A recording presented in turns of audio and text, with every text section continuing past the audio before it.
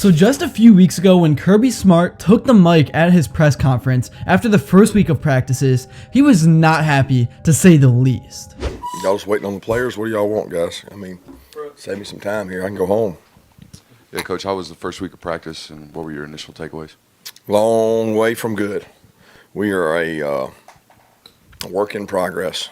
But now a week later, he was more collected and we really got to hear him talk about the team and everything going on. So I want to break down what was said, what the takeaways were, and just everything going on with Georgia football as we get closer and closer to the real beginning of spring when football activities actually start to ramp up. But before I begin, I would really appreciate it if you would drop a like and subscribe. It only takes 5 seconds, plus you can always change your mind. We are on the road to 50,000 subscribers, and with your support, I believe that we can get there super fast.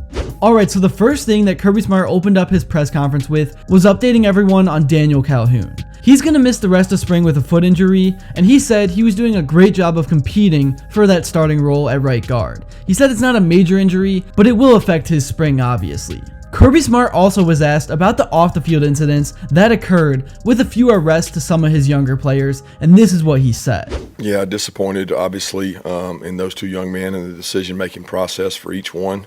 Both of them are, younger players and have made crucial mistakes. As far as the process we followed, it's not been several months. It's been several years in terms of defensive driving courses, having players ride and learn how to drive, just like my two kids did with a driver's service.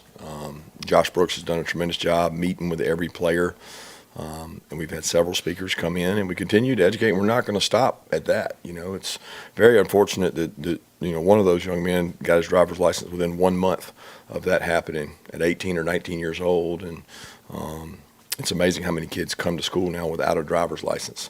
So it's no excuse, but it's one of those things we will continue to educate and discipline our guys. It is just sad to see some people make it to the highest level and still continue to make bad decisions, but it is what it is, and it's not just Georgia football. Every program for every sport deals with it. But I liked Kirby's response. He doesn't seem like a coach that would just blow over that kind of stuff. He is a guy that actually genuinely does care about his players, and he knows that football is not everything and that there is life after football, and he wants all his guys to be prepared for that as they can be. Anyways, getting back on track to the actual football side of things, Kirby Smart last week said he felt like the team was a long way away from good. And he was asked about if the team had any areas they really progressed in, and this is what he had to say. Most progress. Ooh. We've practiced better since the last time I saw you guys. I think that I've had 3 practices since then. It was actually much better last Thursday in terms of throwing and catching. The offense jumped out ahead. Quarterbacks and receivers I thought had a good day. I'd be remiss if I tried to judge it today, but there's been growth. I mean, we put a big emphasis on running and stopping the run because we feel like we lacked in both those areas last year. I'm not going to be the one to say if what Kirby Smart is saying is true or false, but what could be happening here is that Kirby is just being super hard on his guys and is setting the expectations so high that no matter what the team does, they will not reach the bar. Because sometimes over the last few weeks, he has made it sound like Georgia is going to come out week 1 and they're going to look like an unranked team, which we all know won't happen. I think a lot of Kirby Smart's frustration is stemming from the fact that this is a new team, a lot of the roster is young, and right now they are going through a learning and growing process. I don't think we are going to hear these same comments closer to the season, but I mean for right now, I honestly would rather hear this being said if I was a Georgia fan than hear a coach that's complacent and is happy where things are at. Next up, Kirby was asked about KJ Bolden and what he thinks of him now that Georgia has lost 2 longtime safeties in Malachi and Dan to the NFL. And this is what he had to say. Yeah, he's kind of, I think I talked about last time, he's kind of the veteran of the group he hadn't been here but a year. He's played the most football. He understands, he's very natural at understanding our defense. So I'm proud of where he is. He has to be careful that he doesn't become complacent or think that because he might know it the best that he's where he needs to be. There's a difference, right?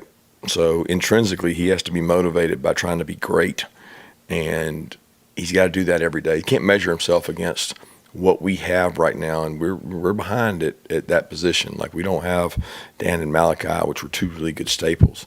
Once again, Kirby harped on not being complacent and continuing to try to be great. He was talking about how just being there the longest and knowing the system the best does not guarantee anything. You have to continue to evolve as a player, and you have to continue to be the hardest working guy of the group to get that starting role. And that is how Georgia has operated for years, and it's why they have had the success they have had. And obviously Kirby Smart is trying to get this team back to a championship level of football.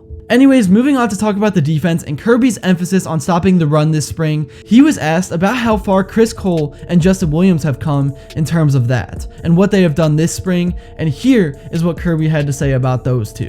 Both going to be good football players. Both very conscientious, like hard workers. You know, I've started a new ritual of like asking a guy at the end of practice who he thinks the hardest worker is, like who works the hardest, who practices the hardest when you watch the tape. Who do you say has that passion and fire that's sometimes lacking all over college football now? It's a different climate in college football. So it's funny because Chris Cole and Justin Williams have both been mentioned multiple times by people as extremely hard work guys. Like, they work hard, and I appreciate that about them. I actually love that approach to things. I think asking who the hardest worker is a good system to keep everyone honest and keep everyone working as hard as they possibly can. And if Georgia in 2025 can figure out how to stop the run, that is going to evolve them in ways that I can't even imagine. The next thing that Kirby was asked about was Quintavious Johnson, and this is what he had to say about him. Yeah, it's like, I mean, I want him to be ahead of where he is, and he's not, and it's not his fault. I mean, again, he hadn't been here. He's been here a year in like, what, 2 months? A year and 3 months? So when you're thrust out there into action against experienced tackles, an offense that moves in motions and you have to adjust, I'm proud of Q. I want to be clear on that. But he has to get better to be at the level of, let's call it like it is. He's got to be where Chaz was or Aziz was or Nolan was. He's not there. He has the ability to be there, but he is not there yet. And I like Q because he like works really hard.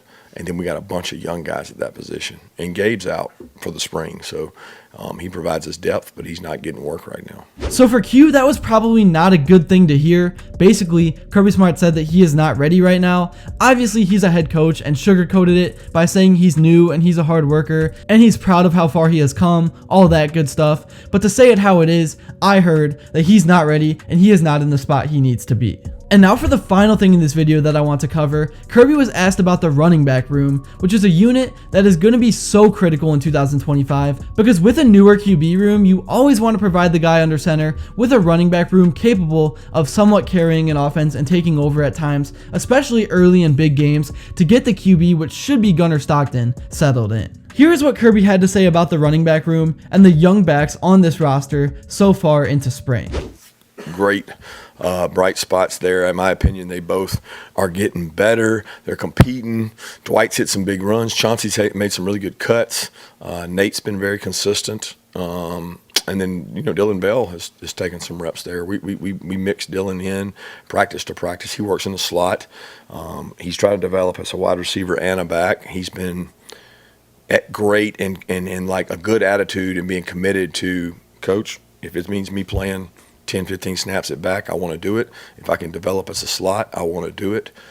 So those guys have been good. A couple of the young guys, Micah Bell, Dylan's brother's done a good job in there getting reps.